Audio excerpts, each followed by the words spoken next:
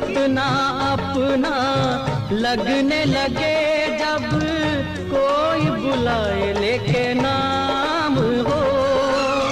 नाम न ले तो क्या कह के बुलाए, नाम न ले तो क्या कह के बुलाए, कैसे चराए काम हो। साथी मित्र